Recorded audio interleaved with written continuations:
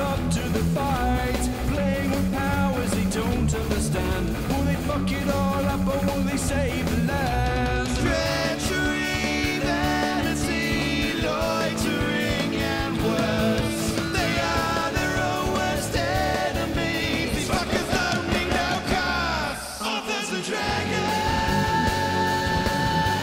Authors and dragons. Their powers combined, a group of fantasy authors take on a sadistic games master. Will they survive? Are you hard right now? I am. Authors and dragons. Authors and dragons.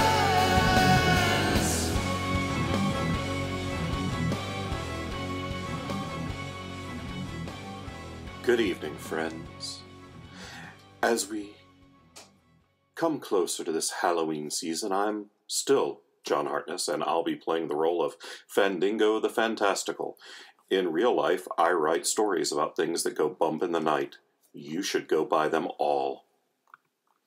Hi, I'm Joseph Brassi, and tonight I am brought to you by port and whiskey mixed together because fuck racism. In real life, I write the Drifting Land series, Skyfarer and Dragon Road, out from Angry Robot Books, and the Mongoliad series, out from 47 North. I play the role of Bjorg Bjornsson, enthusiastic and rarely drunk barbarian. Hi, my name is Rick Gualtieri, and I will probably be muting a lot tonight because my wife hung a fake bat from my ceiling, and it's driving my dogs batshit. Here I play the Arrow of the Gods and Paladin Silas Kane. And in real life, I write the Tomabill horror comedy series.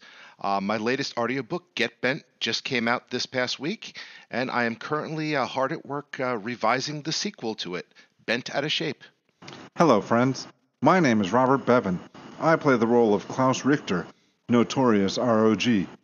In real life, I write the Caverns and Creatures series of comedy, fantasy novels, and short stories, starting with the first book, Critical Failures.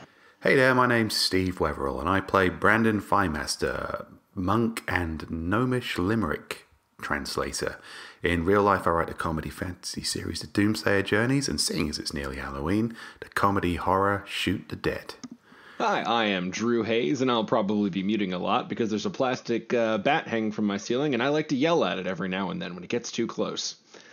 In other news, I write books such as NPCs, Superpowers, Fred the Vampire Accountant, and our October shingles, Slaughter on Giggle Time Mountain.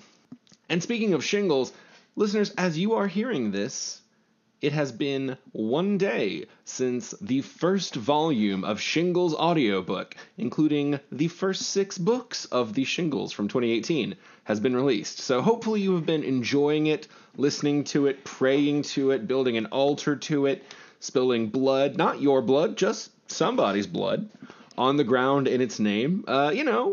However you like to celebrate your latest audiobook release. Guys, you got any favorite traditions? Oh, wait. You're missing a part. Because between, I believe, around the 25th and the 31st, most of the Shingles books will be on sale for 99 cents. My goodness, what a deal. Ah, that's a heck of a way to celebrate. I was just going to say masturbation. What? Whoa. What? Nothing. Oh, sorry. Sorry, I was a little distracted there. I was going to go for an I'd buy that for $1 from, oh God, what 80s action movie is that from? RoboCop. Thank you. God, I kept thinking Running Man, and I was like, I know that's not right. But then Steve made it weird. Yeah, I was a bit distracted there. Yeah, I celebrate your Shingles audios books with great value promotions on my Shingles titles also, and not masturbating. I just had a beer. God damn, I feel inadequate now. Well, technically, the time hasn't come for future us's yet, so there's still time to find a truly debaucherous way to celebrate, John. Might I recommend Goat's Blood? It's a little bit festive, a little bit gamey, and just right for the Halloween season. I like to eat Rocky Mountain oysters on a cattle ranch because it's like horror for the bulls. It's cold-blooded, Joe. Cold fucking blood. Yeah, fuck. I was going to say, damn, all I do is steal my kids' candy. I don't even have kids. I just walk around the neighborhood stealing other people's candy. Yeah, that's a given. Not really celebrating anything. Just, candy's good and children are weak.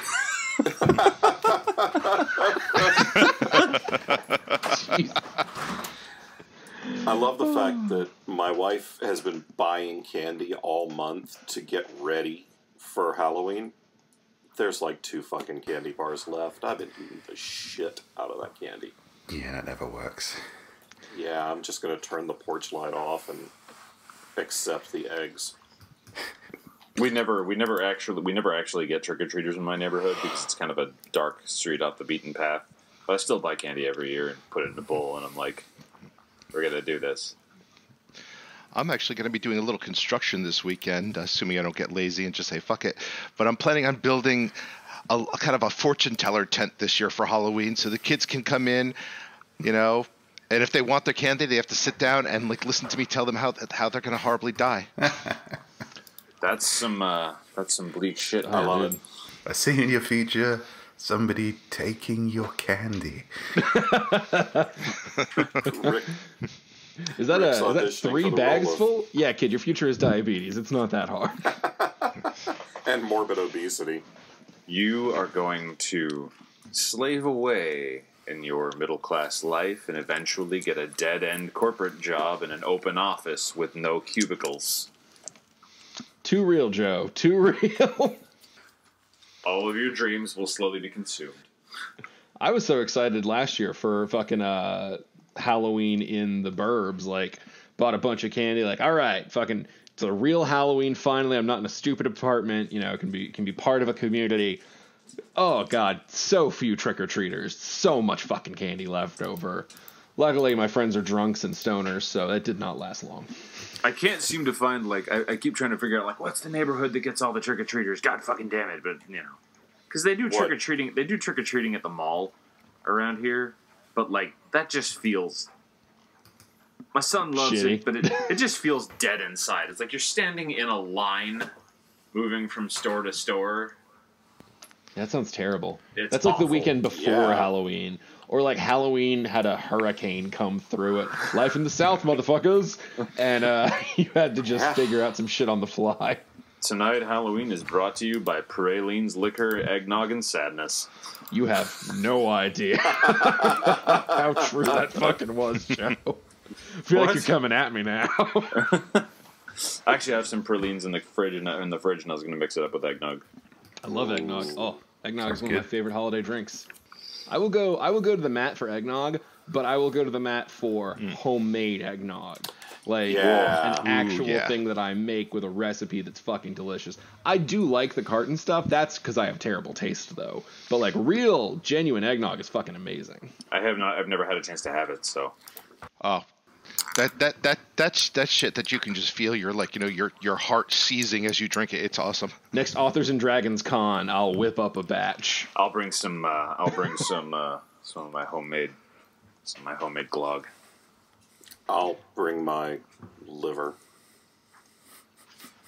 My calcified, desiccated liver. All right, well, we kind of went off on a Halloween tangent there, so I hope you enjoyed your festive, appropriate seasonal content. Patent pending. Now let's take a trip somewhere a little more serene, a little more polished, a little more Gentrignome.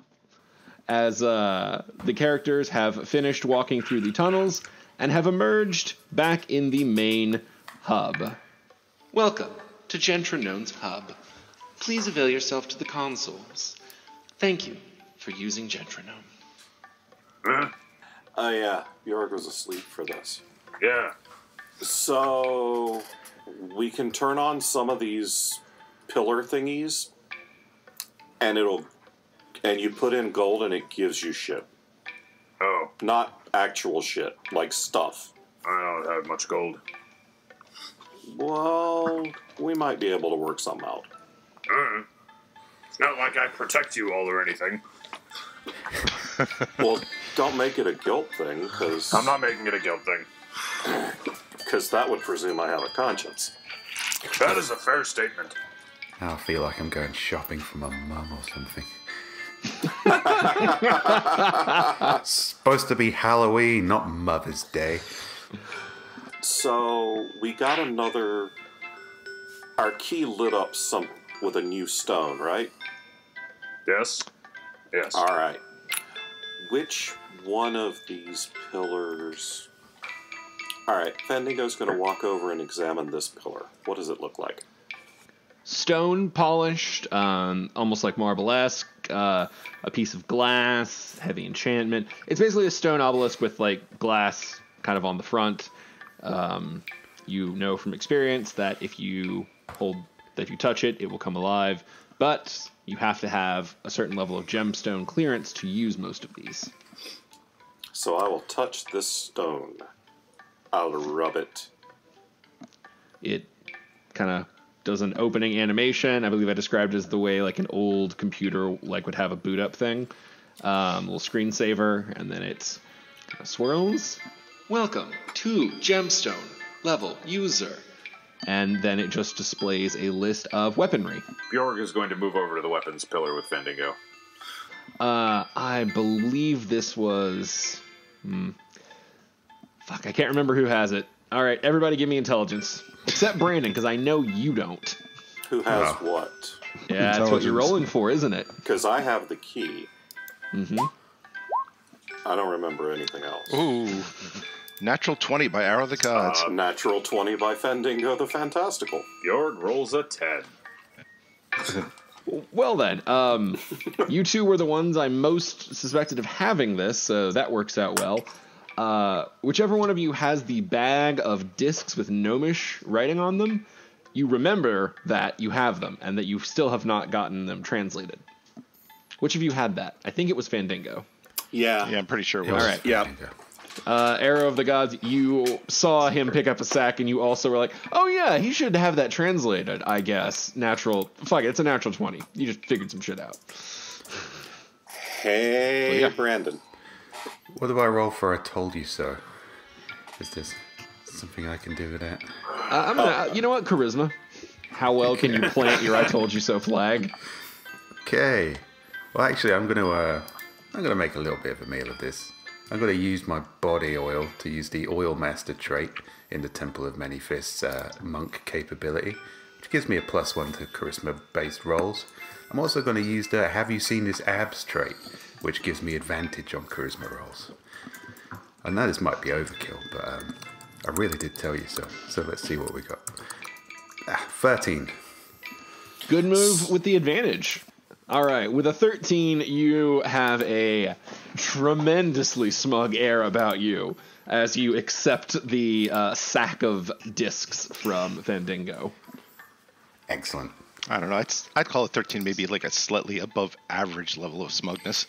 Well, that's why it was smugness not having any effect on Fandango. He just pulls it off well. If he'd gotten higher, he would have actually shamed.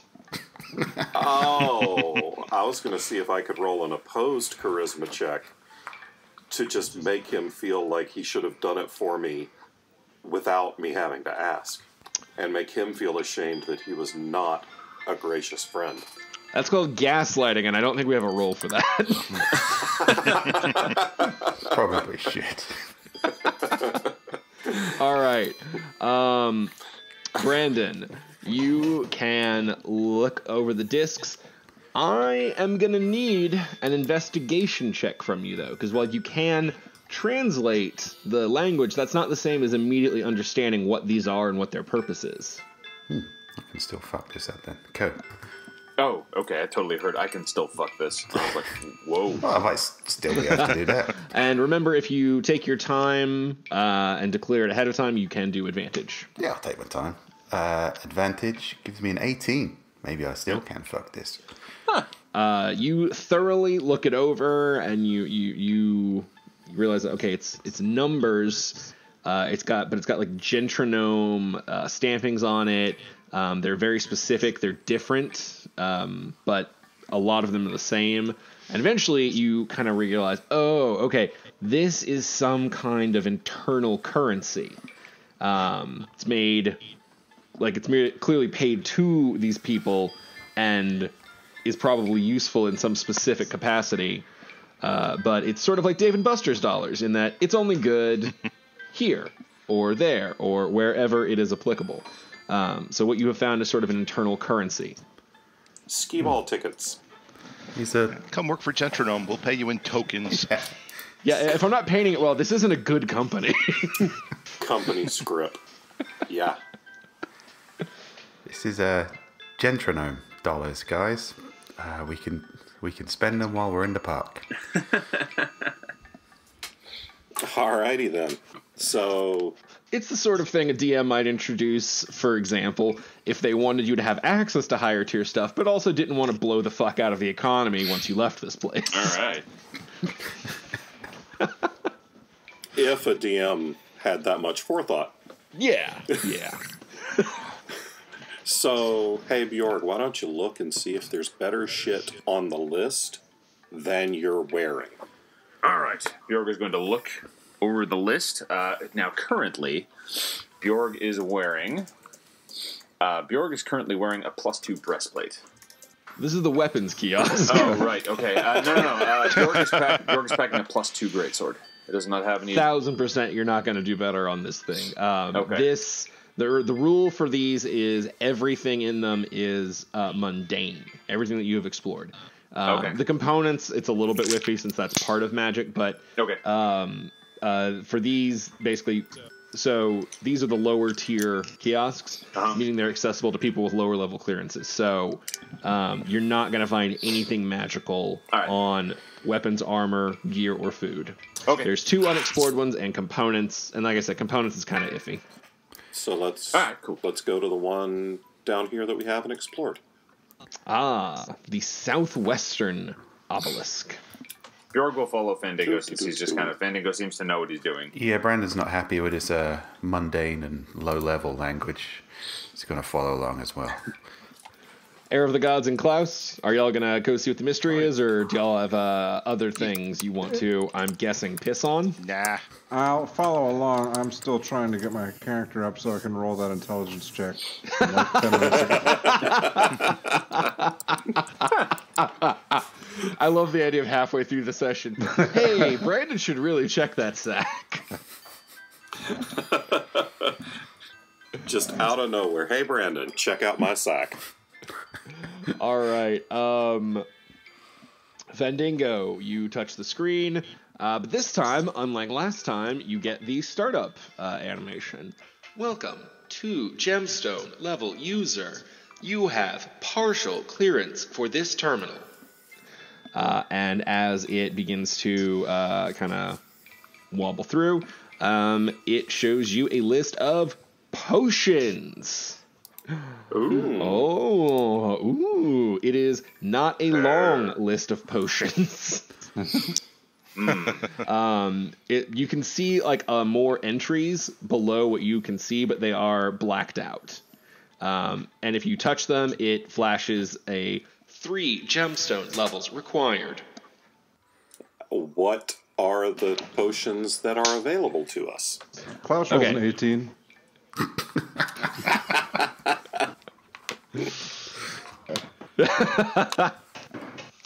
Okay, there are 4 potions available to you.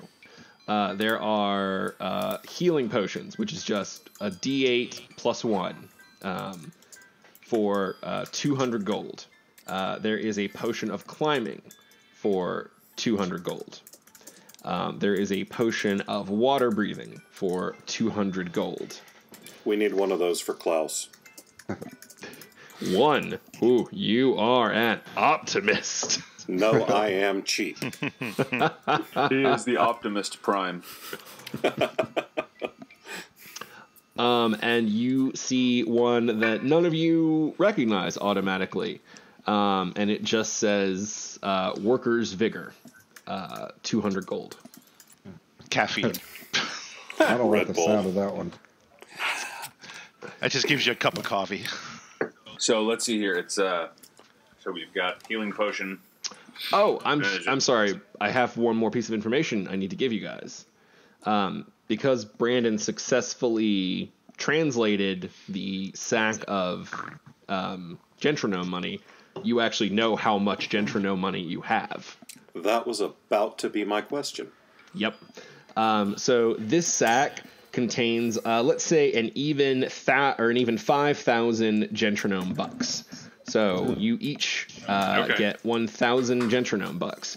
Do make sure to distinguish this from your gold. Do not count it as gold. It will not be treated as such in the outside world. But regular gold is fine here. Yeah, you can use gold or Gentrignome bucks here, but in the outside world, it's gold only. All right. What about teeth? You can try. You can always try. Oh, I forgot you had a sack full of teeth. That was a good intelligence check there. Yeah, you're remembering all kinds of shit. Oh, man, you have an invisibility ring. Before we buy anything, why don't we go over to the center column and see what it says? See if it opens up now. I agree. Yeah. How many locked columns do we still have? Is it just this in the center? There were only 2 that you could not access at all last time. Bjorg is wandering over to the center column, kind of just trudging along. The center column lights up and again says, I'm sorry. This terminal is only available to those with 4 gemstone level clearance or greater. Please return when you have significantly improved your station. I'm being poverty shamed. This column's a dick. Did the ones we could open have grayed out shit, or were they all just totally mundane crap? completely mundane that you could see. All right, so we can get some potions. Do we check it out again with our higher level clearance, though? You've only checked the weapon terminal with your higher level clearance. And it was still all mundane. It was still all mundane. There's still armor, food, gear, and components if you would like to check any of those. I can just walk around and press screens. Yeah, you can just walk around and look at the menus if you want. Yeah, I'll do that real quick. This is kind of y'all's safe zone. Yeah, we'll do that. I'll do that real quick. Bjorg is going to stand in place and bob back and forth like a Final Fantasy character. Now, Arrow of the Gods will spend 400 of his tokens and get a water breathing and a workman's or worker's vigor. You know what? Bjorg is actually going to do the same. Okay. You watch Arrow of the Gods as he has already interacted with these. He basically just makes his selections. He holds up the appropriate amount of gold and or tokens, and they vanish, and the goods appear in his hand. In your case, they are labeled with a W for workers, and what was the other one you bought? Water breathing. And a WB for water breathing. Also, the water breathing one is blue, and the vigor one is, we'll say, green. I actually know what that is now. Not like back in the day when a random potion was poured down my throat without consideration to the consequences. Now, actually, since you both are buying the first ones, please roll me perception checks. Okay. Let's see. Perception. Arrow of the Gods gets a 12. Bjorg gets a 18. Okay. You both notice that there is fine print on the bottom of these labels. I can't read. Let me guess. In Gnomish.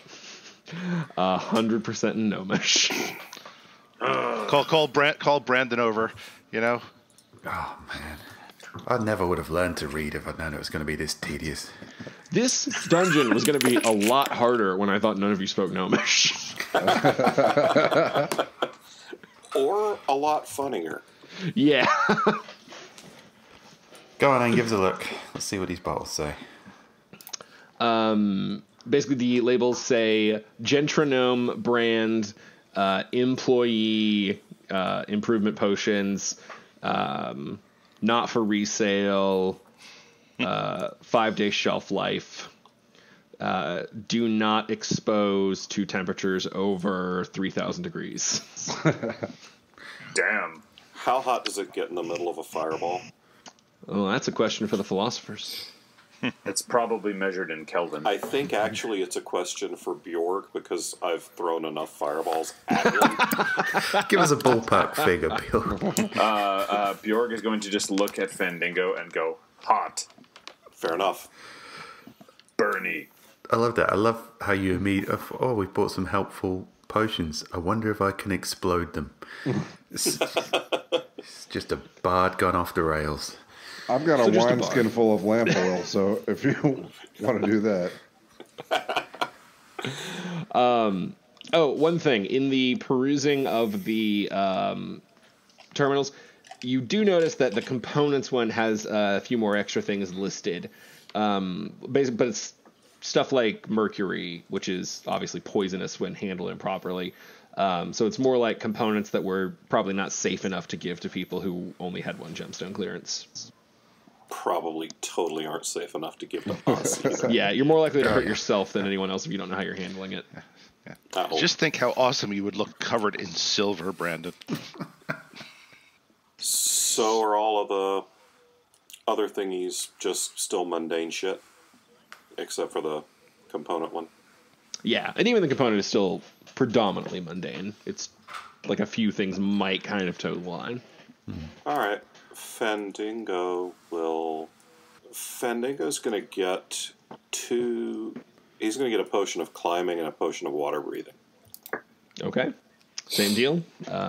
Make sure you denote whether you're paying in gold or Gentrignome bucks. Does our shopping count as a short rest? I might spend a hit die if I'm able.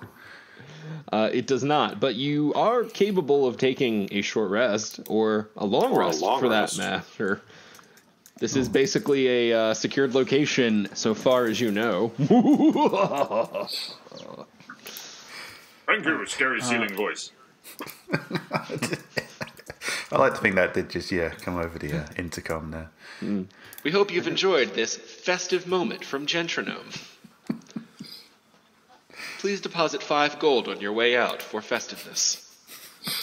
Please deposit. I don't feel that fucking festive. Okay. Lack of festiveness registered. Pay will be docked accordingly. You see, in the North, we have a wonderful thing called democratic socialism. I've received Gentrignome has heard some bullshit.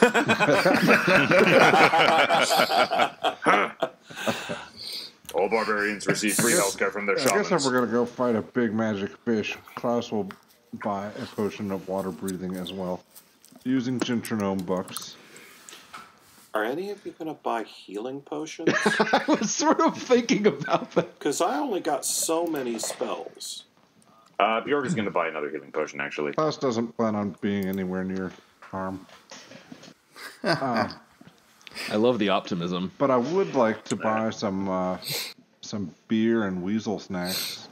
Beaver weasel snacks. Said beer, not beaver. What kind of crazy man buys beaver snacks? You can buy ale and jerky and give your weasel jerk. Gentrignome does not have specific weasel snacks. I was looking for something that Ron Weasley Jeremy would enjoy. Jerky will work fine. Jerky will go. I think weasels eat meat, right? I honestly have no idea. I'm assuming so. They have pointy Ron teeth. Weasley Jeremy does. I hope it's weasel jerky. Cannibal. My weasel is a cannibal. An expose by Klaus Richter. Do you have prices on beer and jerky?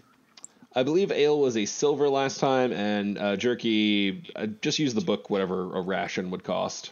Okay. Weasels are carnivorous. This one is basically just buy stuff from the book at cost. Right. Brandon's going to buy a healing potion and a water breathing potion with Gentrignome dollars, and he'd like to look at the small print on the healing potion to see what the shelf life is. Same as the other ones, 5 days. Well, better get fucked up in the next 5 days. I got you. No, that's not what I meant. Please don't fireball me again. At least make sure that I am at full strength when you do it. Are you dead? No, Alright then. I am very difficult to make dead. That's why I throw the fireballs at you. I have spent my entire life studying the art of being not dead. More like you grow a lot of fucking hair so you're insulated from the flames. Is a part of it, yeah. That's disturbing. I would think that would just make him more flammable. Yeah. So far, we have evidence to the contrary. No, we haven't. You've set him on fire loads. But he's still alive. And he's not currently hairless. My beard is impervious to fireballs. I'm starting to think they don't teach physics in Bard School. Oh, I'm I'll tell you 1,000% sure they don't teach straight physics up. in Bard School. They do not teach physics in Bard School. And even if they did, I would not have signed up for that elective. Yeah, Fendingo would have skipped that class. Yeah, That's Bjork fair. comes from the asbestos mountains. Yes, when I was very, very young, my blood was replaced with lye. If you cut me, I will melt you. Or clean out your sink. Or Steve Bannon's bathtub.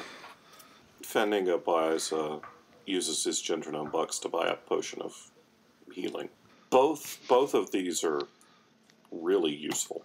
Yeah, all the potions, with the possible exception of Worker's Vigor, are quite useful. Let's see. So we've got water breathing, healing, Worker's Vigor, and climbing, right? Correct. Okay. I may as well try a potion. I may as well buy a potion of climbing. Yeah. The aboleth's going to make us make shoes or something. And I didn't have the potion of Worker's Vigor, and it's going to take me forever. I'm just going to fuck off like every other time somebody's tried to give me a real job. The puzzle is a sweatshop. Oh my god.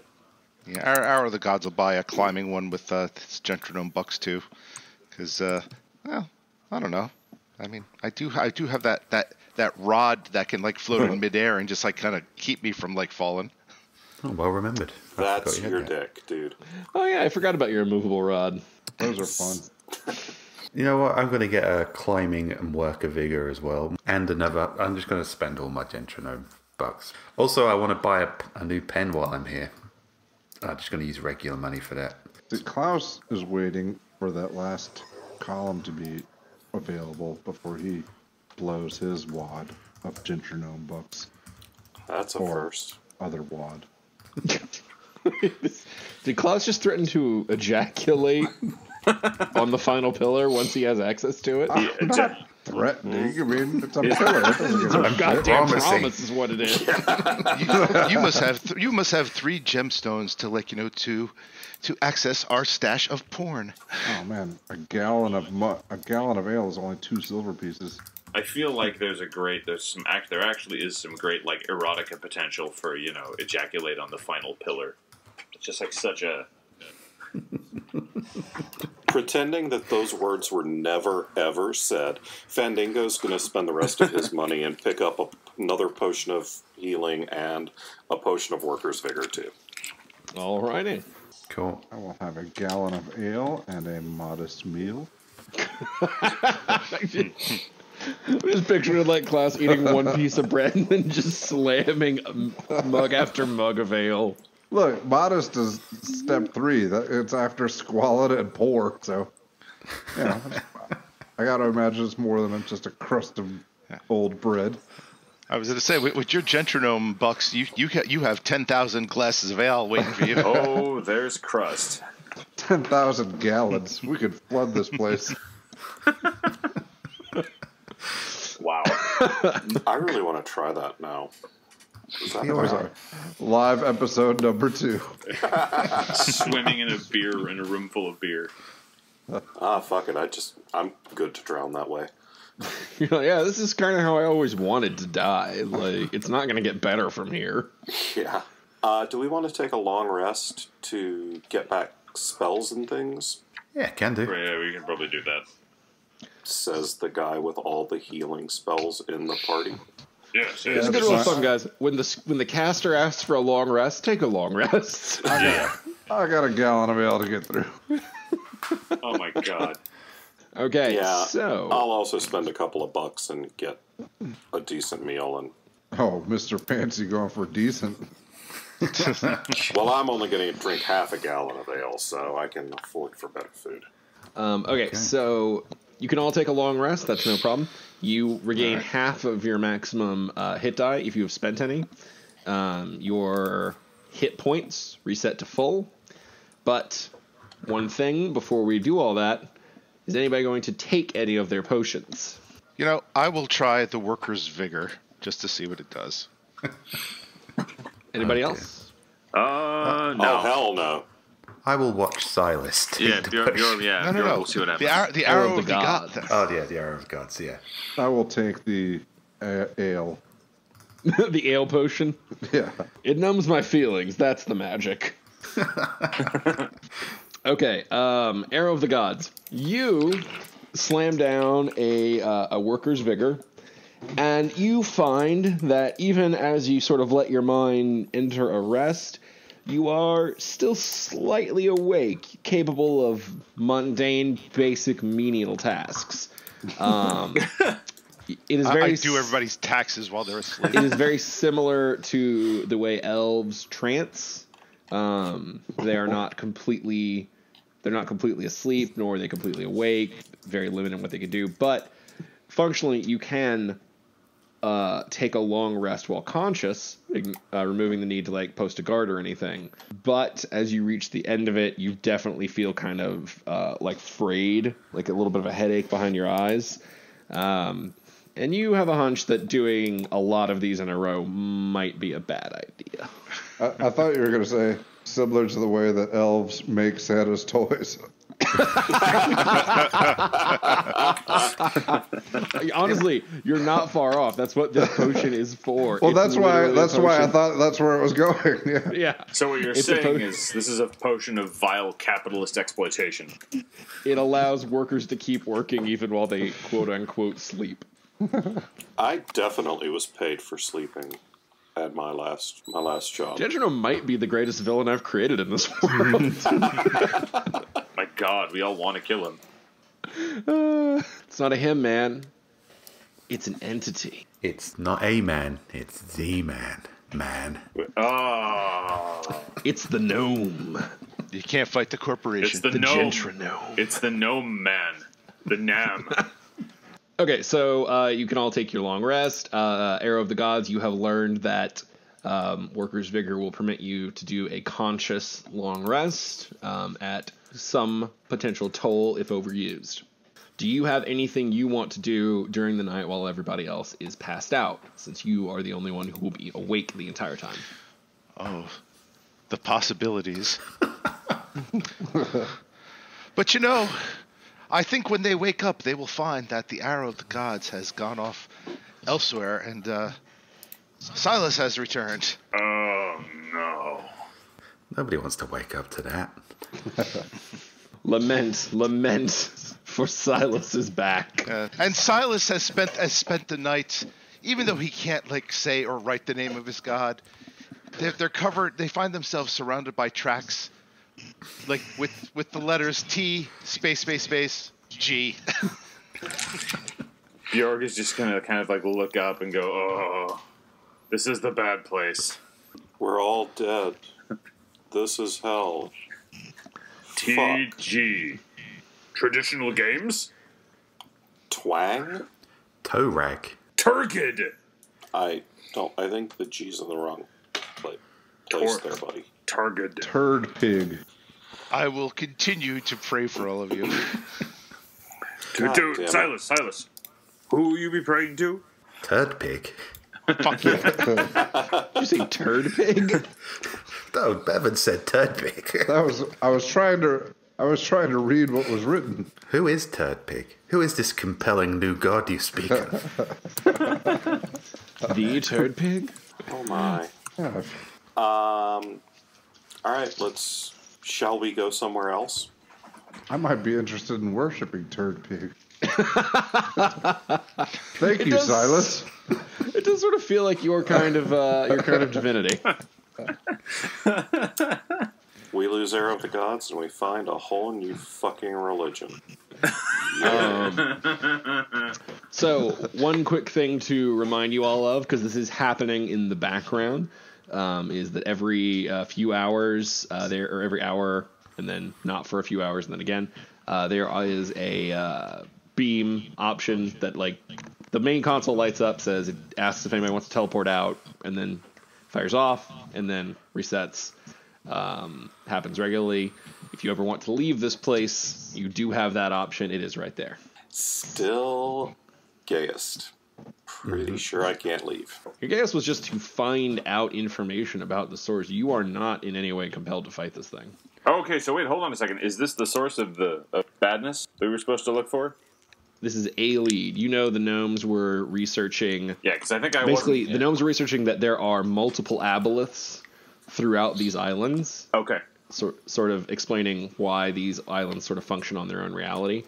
a lot of the times, and that they have been looking for something, digging for something, like as a coordinated effort they're leading, but nothing, they haven't found what they're looking for, but as a result, like a lot of shit has been turned up. They're basically sending people to excavate all these like hidden sites looking for something. Gotcha. So we're actually sort of back to the main plot. Yeah, that was the big shocker of our anniversary, is you guys got a little bit of plot advancement.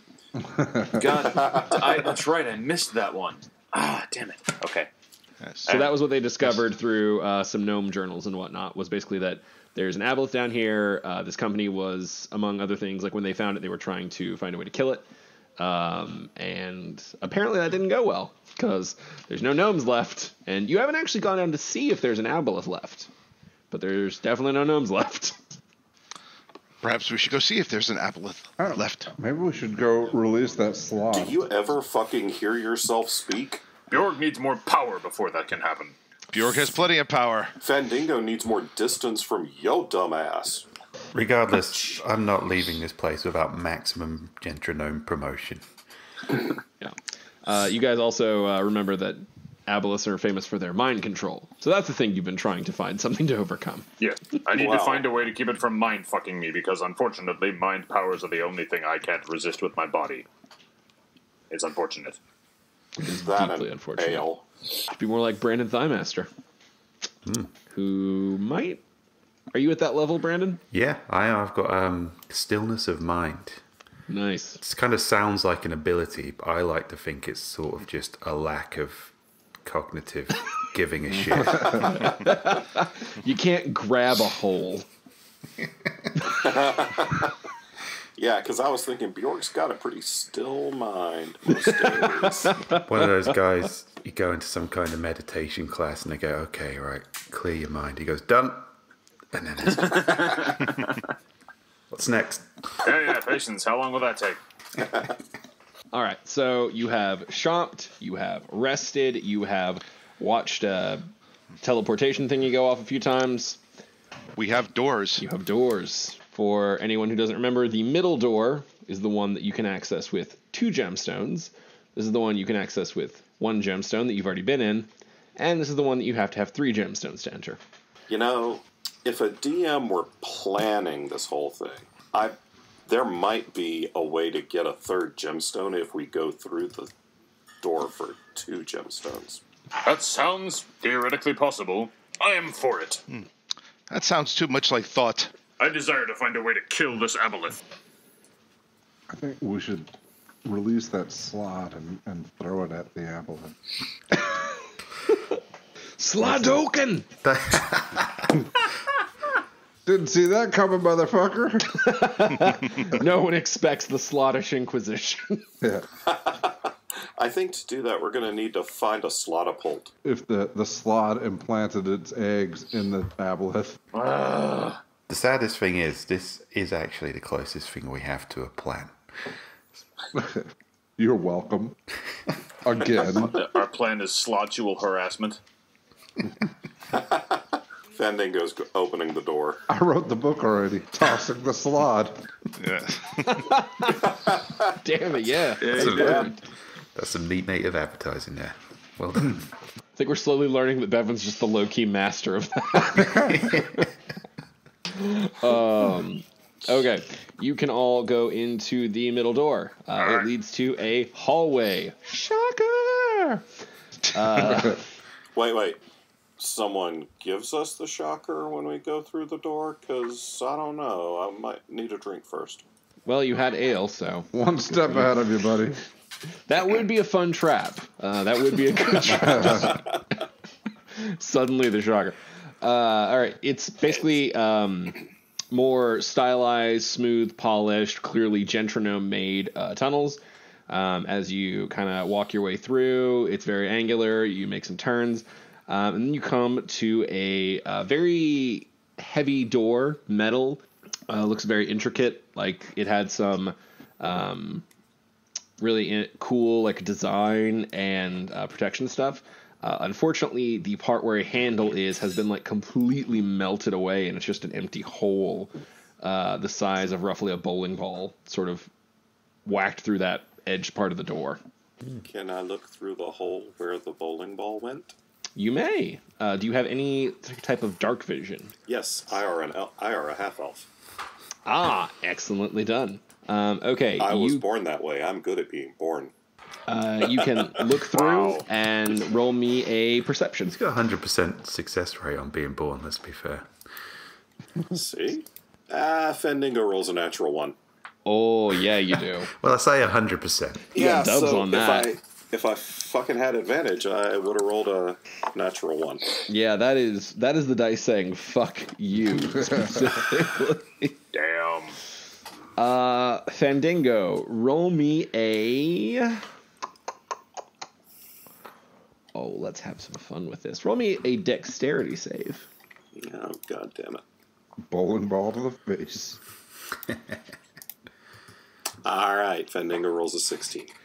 All right, with a 16, you guys all see Fandango lean down, press his eye to the door, scream at a high-pitched frequency, and leap back into the air before landing on the ground in a very undignified manner. Because, yeah, double natural ones, buddy. Yeah. You saw a movement and thought somehow that it was going to stab you through the brain and immediately leapt back, even though it was way across the room. Fandango, that was your best performance yet. It was scary. Bjorg, you do it. Okay, so there's an eye hole here. There's an eye hole. Bjorg will go look through the eye hole. Bjorg, you're not a half-elf, are you? No. Do you have dark vision? No. Okay, you see darkness. Bjorg will kind of stand there for a second, and he will just say, I see darkness waiting to be defeated. Can I defeat it, please? Let me, Fendingo casts light on a copper piece and throws it through the hole in the door. Okay, as it lands, Bjorg, you can see that there's a slight movement kind of near the edge of the room.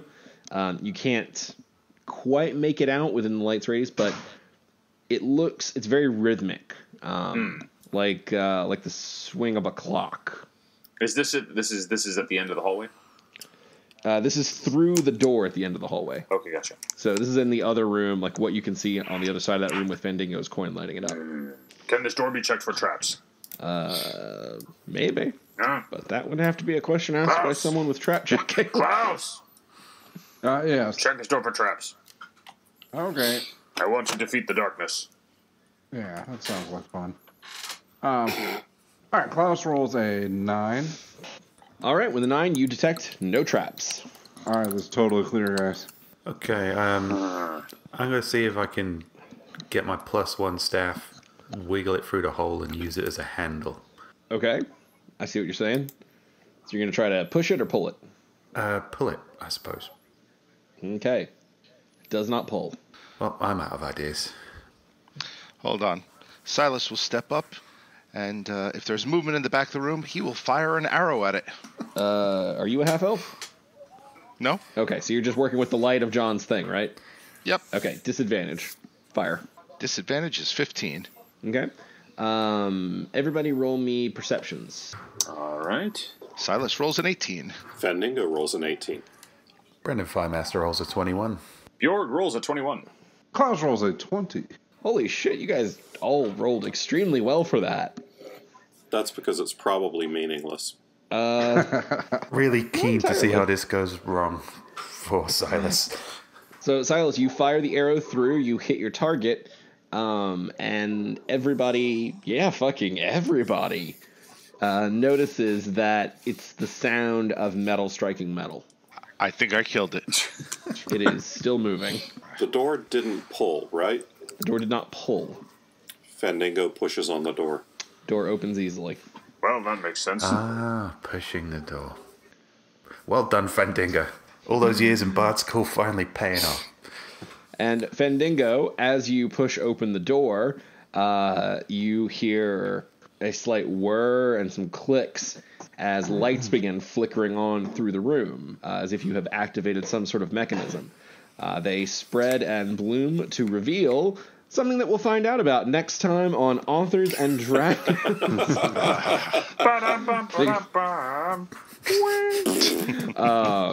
But as you all know, we are not done. We do take questions from you.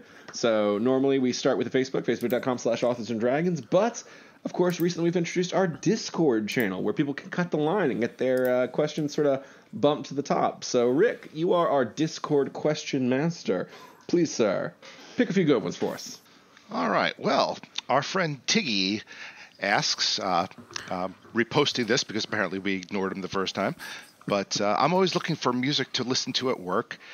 Do you have a playlist you designed for each work in progress or inspirational music?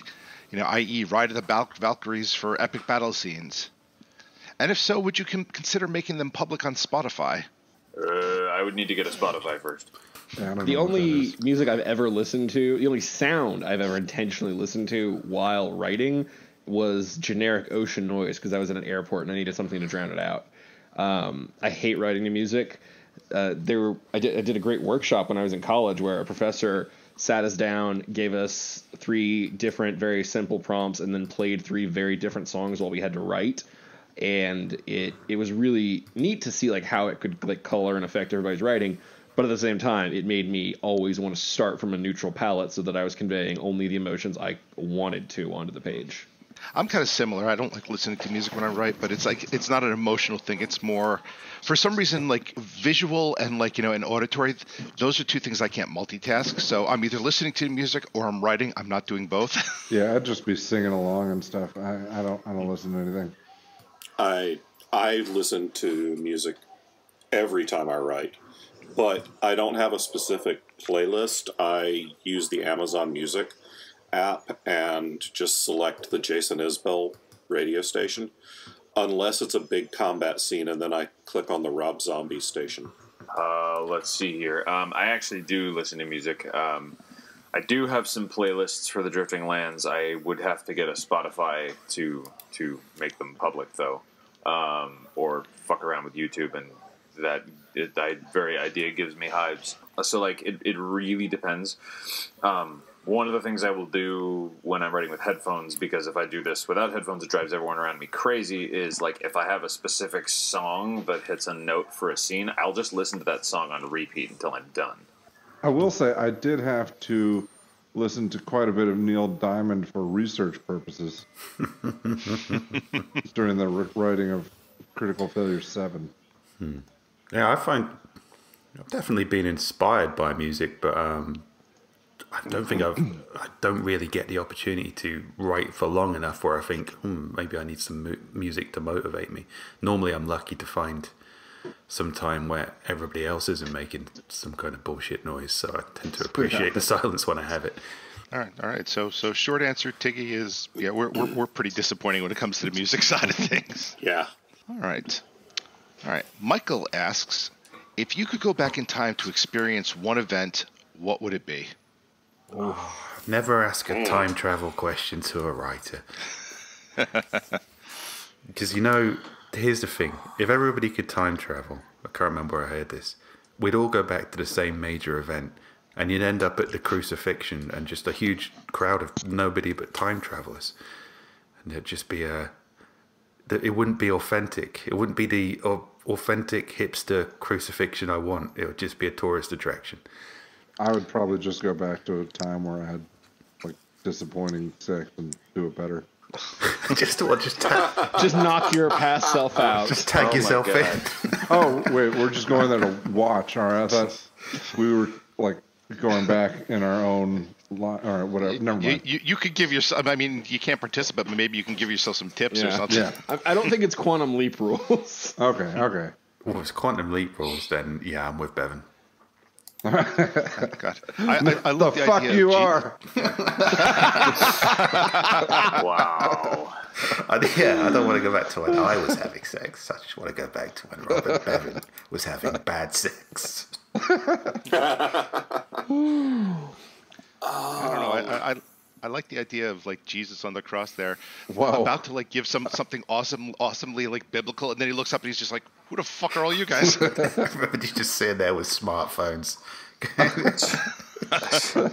I'm getting pretty drunk now, so my default answer to this, which will probably sound horrible, is like I would go and stand in the heart of the Chernobyl meltdown because I just wanted to see what it would look like. I have this weird thing where, like, I want to see what the heart of an explosion looks like. It sounds cool. What if you die? Do you get to come back? Or Sure. If I can time travel, I can. If I can time travel, hey, shut up. If I can time travel, I can fucking be immortal. All right. They both make about as much sense. I wouldn't just assume that. And here I am making assumptions with the quantum leap rules. If I can time travel, well then, fuck, I don't know. Go back.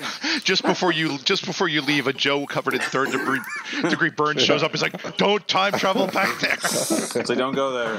No, I don't know. Or I don't know. Seeing the Battle of Sekigahara could be pretty cool, like from a mountain overlooking it. Woodstock would probably be fun. I think I want to go back to the signing of the Declaration of Independence and, like, sign Bart Simpson. I want to see the interior of the Titanic as the ship breaks in half. I want to see dinosaurs. Joe just wants to die. No, but like spectacular way possible. I want to stand on the rim of Vesuvius as it explodes. Dude, that sounds awesome. I want to travel back to the Great Flood, but just be on Earth, on the surface level where I'm crushed by water pressure. Oh, just like 5 minutes before the meteor shows up and kills the dinosaurs, and I'm just standing there flipping them all off with a baseball bat, ready to try and knock it out of the park. I want to be in the tail flare of the meteor so that I can, like, see the impact crater in front of me before I hit it and am obliterated. Joe just wants to go to heaven with the best story, is what I'm taking. I want to see the seabed exposed as the ocean blasts out in every direction. That would be rad as fuck. I just wanted to troll George Washington. Yeah. This is why I don't drink. I don't think anybody's following that. I kind of like Drew's baseball bat idea. That was pretty cool. You get one selfie you can send back before you're obliterated. It's a dick pic. All right. Bailey asks, "Hey guys, what is your writing kryptonite?" Music. I don't know what that means. What is our reading? What do you mean? I guess something that just fucks up your ability to write. Oh, okay. Did you say reading or writing? Writing kryptonite. Writing kryptonite. Distractions. Meteors. Yeah, this is more of a... It's a lot easier to think of the things that will get you to write than the things that will keep you from writing.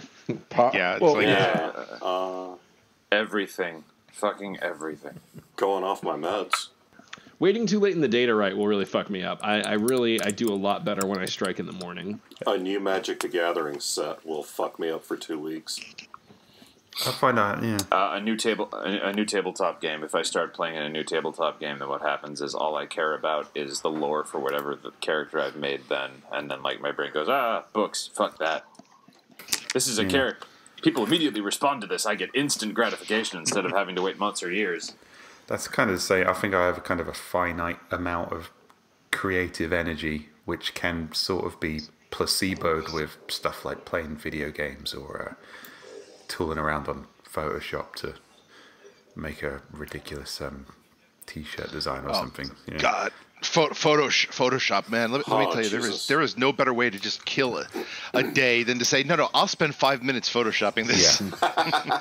Yeah. I don't know how to use Photoshop, and I'm glad that I don't. It's way safer. The thing when you do something like that, for me, because obviously I write outside of a day job, so kind of all my work energy gets expended in my day job, and then if I do something like play Breath of the Wild for 2 hours, and then that kind of scratches the same itch I'd have if I wrote for 2 hours. So it becomes this kind of trade-off: either do something useful and creative, or relax and do something fun. I thought you were going to say, like, when I was going to say, when you do Photoshop, you come up with something like that awesome, like, Grand Theft Dungeon T-shirt. I'm like, when I do Photoshop, I come up with that stupid questions photo that I put up today. Well, we can still put that on a T-shirt. Man. I think we should. I need to learn. I need to learn Photoshop so I can just start replacing people's heads with cigarette butts. You see, that's all your creative energy Exactly. just sapped. Spend the entire week doing that now, and you'd be like, oh, I should have wrote that book, but now I have all these pictures of people with cigarette butt heads. Yeah, it's like, oh, dude, I just took the Supreme Court and, like, replaced all of their heads with different expressions of James Brown. You see? You would feel like you'd accomplished a greater creative achievement because you have. Oh, God, yeah. I would be the king of... my shit posting would go up, like, 2 levels, and I would stop producing anything valuable. It depends how much you value shit posting. We live in a world where that's hard currency, shit posting. Yeah. Moral of the story is, it's always easier to not do than do. And I mean, we love this. Like, we loved it enough to, like, bet our careers on it. And still there are days where it's like, oh man, it would be so much easier just to sit down and rewatch The Good Place. Yeah. So kryptonize everything.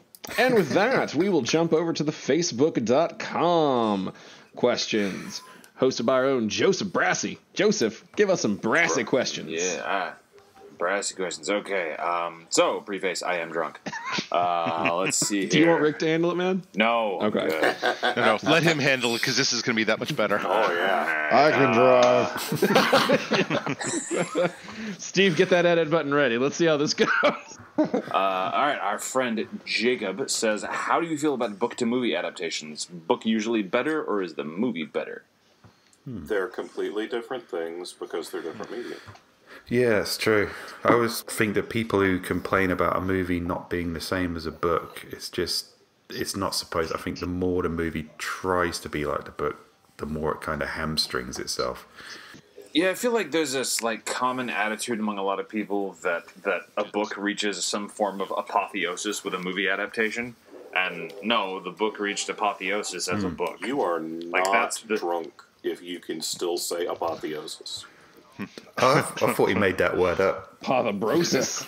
I didn't know. I have no idea what it means, but No, it's its final form, man.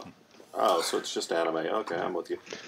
It's like Alan Moore said. He always, believed that his comic book should be adapted because comic books can and should do things that movies can't, and books can and should do things that movies can't. So when you adapt a book, it shouldn't be a case of how can I make this book a visual experience. It's more a case of it should be a looser interpretation. There's no point trying to compete with a book. I fucking love Alan Moore. He's gonna save us all from the ducks. And a lot of it depends on the particular book, like and what is good about it. Like the best example I can think is the Hitchhiker's Guide to the Galaxy. I mean, the reason that's never had a satisfactory film adaptation is because so much of what's great about the book is the narration and The language of the the unspoken stuff. Yeah, the only way, 1000% the best way they can do it is what they've done is just have a voice in the background, essentially reading the book. In which case, it may as well just be an audiobook. Right.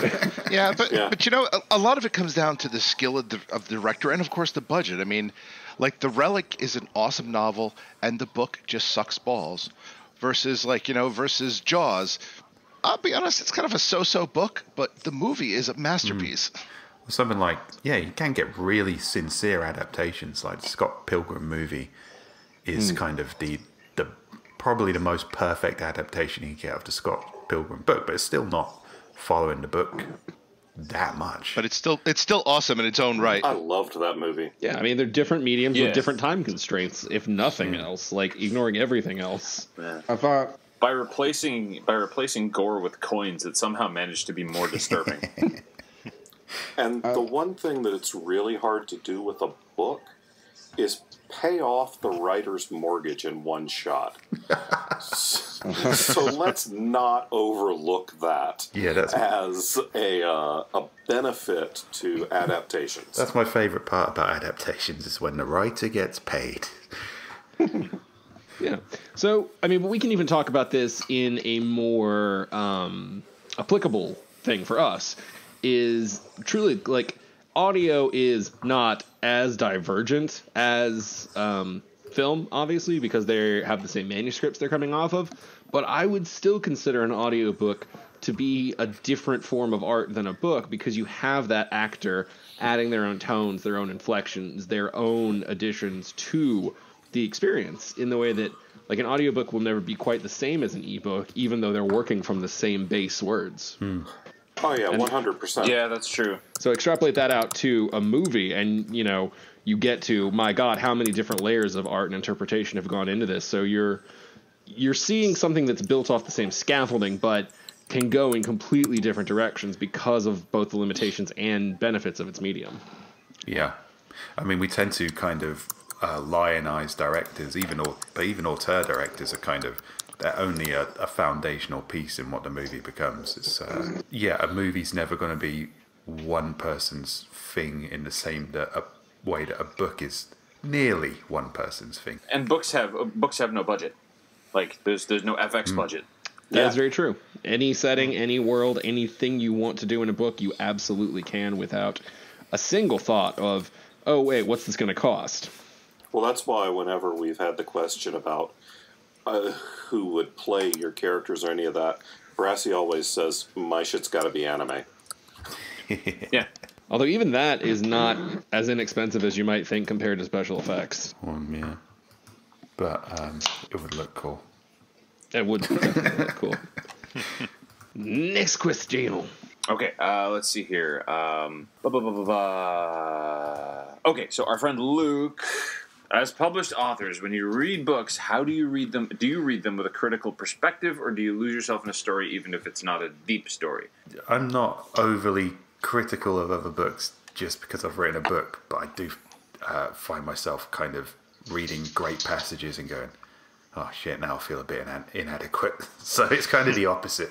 I notice more when, a bad book is a bad book. But if somebody does like a really kind of neat turn of phrase or prose or story device, then I think, oh shit, I need to step up my game. I definitely look at books in a more nuts and bolts kind of way when I'm writing them now, or reading them now. Yeah, especially now that I'm doing a lot more editorial and reading for submission. It's a lot harder for me to get through the first 2 or 3 chapters. And if a book hooks me, yes, I can still absolutely get sucked into the story and lose myself in the book. But it's a little harder to get that hook now. So very similar to John, I can absolutely get lost in a good book, and the depth of the story doesn't really matter. Like we write comedy, so sometimes we write light, sometimes we write more emotional or more sprawling. But a well-told story is a well-told story. But at the same time, I do have sort of a more critical eye in some ways, so it's much easier for me to get bumped out of that. So my rule I've instituted is if they can't draw me into the story where I'm past that little mental roadblock by the end of the sample, I'm out. Yeah, I'm actually the same. One of the biggest things that's happened since I've started writing professionally is like my ability to read bad shit has basically gone away. Like I can't if it's not. Okay, I shouldn't say bad shit. I should say if it doesn't grab me personally within the first 20 pages, I'm not going to finish it because it's there's so much shit to do. It has to really grab my attention. Yeah, I was going to say, before I started writing professional, I think there was one novel that I did not finish, but now it's like it's the same thing. It's like I can lose myself in a story, but it's so much easier to drag myself out because, especially like with the mechanics and stuff, because I'll be like reading, go, oh, this is really good. I'm really into it. Okay, this person just used said in 3 paragraphs in a row. Mm-hmm. I think maybe I have started being more critical then, because I'm like that now, but I just thought it's because I was getting older and less patient. And it could also be that we are all just getting old and gray. We're just listening to this. Everyone at home's like, I do that too, you motherfucker. Here's the thing. There's actually a psychology with usability regards that says once you're deep into the nuts of maybe that's the wrong word. Nuts deep. Yes. Once you're nuts deep. When you start to do something professionally, you are no longer a customer because you know too much, and as a result, everything you do with regards to to trying to enjoy it as a customer is kind of colored because of that. I actually did have a really cool experience. since becoming like a professional. It was actually relatively recently. I was reading a book that has done very well. It's been like, blowing up. It's been blowing up all the awards and everything. And I had this moment where I was reading. I don't even remember what the exact scene was, but I was watching their word choice and like their sentence structure of how they like physically constructed the scene, and all of a sudden it just hit me. Oh, I do this. So there was that like moment of, oh, what I do is like sort of vaguely in this ballpark that makes me feel better. Yeah, I mean, I guess my approach to random writing has always been, I guess, quite chaotic. So it's quite good sometimes just to sit down and assess what you're enjoying with a critical eye and kind of recognize that, oh, I do have a method. I'm not just a ball of word chaos. Do you guys ever do? Because I know I do this. Is sometimes I'll read something, and you were saying, Steve, like sometimes you'll come across something awesome and just be like, God damn, why couldn't I think of something like that? But do you ever read the story and just like be going through it and going, I could do this better? Oh, hell yeah. Well, that's the thing. I don't think I waste my time with stuff like that anymore. And it's not just a case of bad books. If I'm reading something and it's not great, it's like what I was saying earlier about, having a finite amount of leisure/creative energy. If I just get really antsy, I'm thinking, why am I doing this? Where I'd stick out a book no matter what when I was younger, but now it's kind of like, this ain't great, and have I got time for not great? When I could be watching any number of incredibly well-written Netflix shows that will make me feel equally as inadequate. I have had one of the biggest things I notice is with like if a fight scene is really clunky, it really jumps out at me. Like a badly written fight scene is one of those things that actually makes me angry. I'm the same way with dialogue. If it is obvious that like somebody was going for grammatical correctness as opposed to like natural speech, it kind of grinds me to a halt. Yeah. Mm-hmm. Not writing how people actually talk is irritating. And writing how people actually talk is hard. It is because I tend to my characters tend to monologue a lot in a way that real people don't. I tell people to go read a lot of David Mamet plays. And then watch the early David Mamet movies like Glengarry Glen Ross. But you read them first so that you see what's going on with the stuff on the screen. Or just read your dialogue out loud, and if it comes across clunky on your tongue, it's not natural. Yeah, out loud reading can really help. Absolutely. Did we answer? Yeah, we got that. I think one. so. I don't remember what the original question was. Let's see here. I'm sorry in advance. But our friend Shlomi said, if you could choose a magic system to implement in the real world, what would it be? I'm going to say, let's see, instant, no negative side effects wish magic. Well, I am definitely not going to implement that. I do not trust humanity as much as Joe does, apparently. No, I don't trust them. I just trust myself. Your first wish would be, no one else gets this but me. I assume everybody. I assume it has to be accessible to all. So I would go with like 5e D&D. As much as part of me would love the versatility of 3.5. That shit was broken as a motherfucker, and I don't trust the mass of humanity with access to that level of power. I actually think 5e style magic would be pretty cool to see in the real world, because I especially love the concentration spell mechanic, where it's like you can hold one spell in place. Right, yeah, you can only hold one, and if you get popped, you have to fight to keep it. For me, it would probably be the alchemical magic that Brandon Sanderson made up for his Mistborn series, because you have to eat little tiny bits of metal to make different kinds of magic. So I kind of want to troll people. So if you're going to get to do fantastic shit, you have to like swallow copper. Good magic system. China Mayville does a good magic system where it's kind of magic is almost like this radioactive fallout, and if you mess with it wrong, it can really fuck you up. I think there's talk in his novels, it's called, and mostly, whenever he talks about it, it's just characters saying never use talk to do anything. But a lot of it has to do with kind of force magic and field magic, and it sounds like science, but it obviously isn't science. But it's just credible enough to feel like something real. But it also sounds very complicated and hard, so I think I'd probably just go for the materia system from Final Fantasy VII, which was a lot of fun. Just attach a magic rock to your knuckles, punch a cat, level that shit up, you're done. I was just going to say, I don't know enough about magic systems to have an opinion. I was just going to say, I kind of liked it from Doctor Strange. I like the idea that, hey, if almost anybody could wander to Tibet and find some crazy mystics and come out as a spellcaster. You'd still have to learn. It's just it looks hard. Yeah, but something. But the cool thing about that, there was also an aspect of it was almost kind of there was an aspect that was similar to a kung fu training montage there. Mm-hmm. Yeah. So not only were they learning magic, they were learning kung fu, and learning kung fu and magic. I'd be up for that, at least for about 5 minutes till I got my ass completely. Yeah, I mean, it'd be great. It's great in theory, but in practice, I'd be as good at it as I am kung fu in real life. So the fantasy's just not there for me. By the way, I should clarify for the listeners: I'm not good at kung fu in real life. They've seen the video of you dancing, and they can extrapolate. Hey, no, let's not bring the dancing video down here.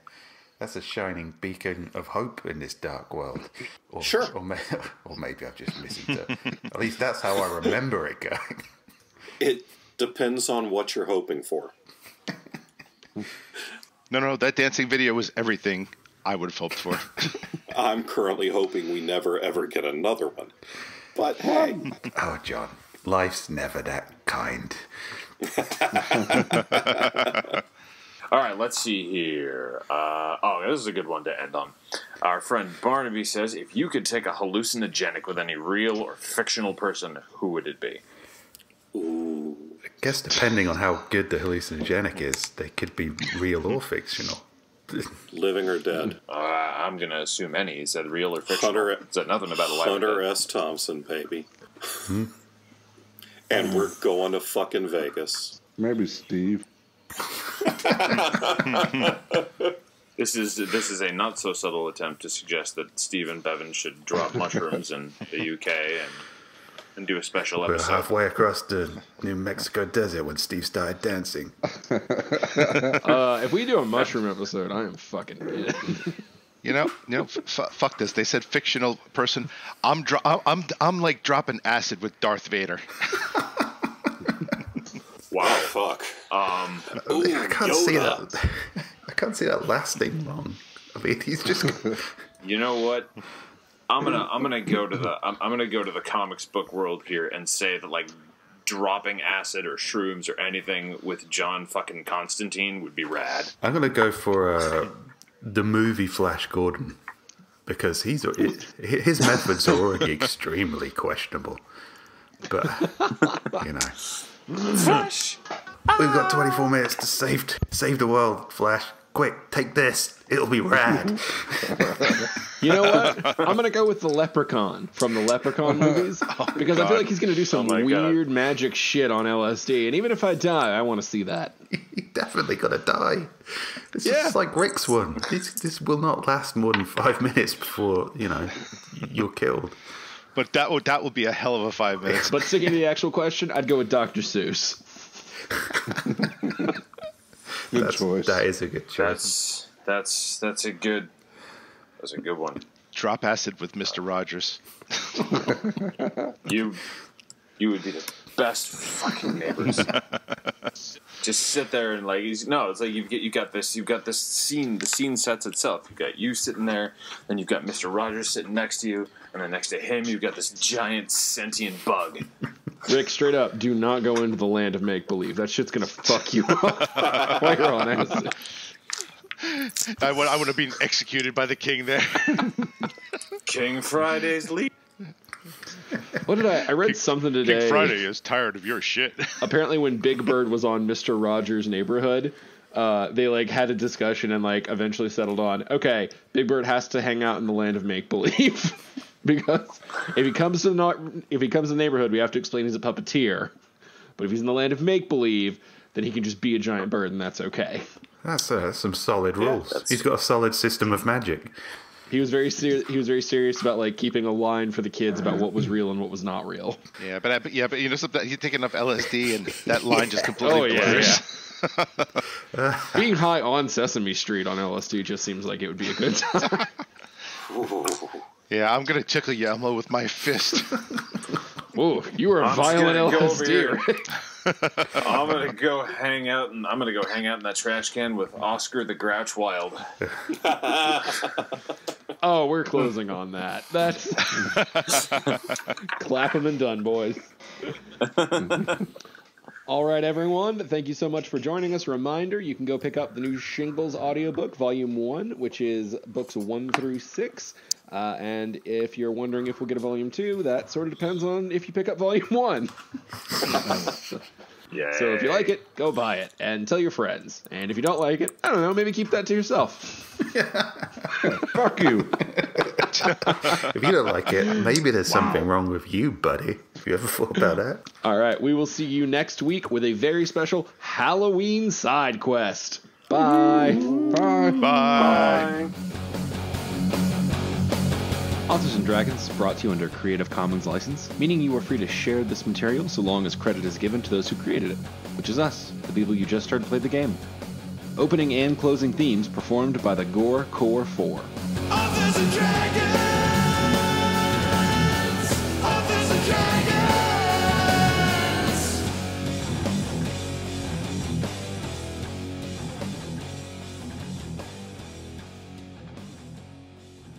Gentrignome has heard some bullshit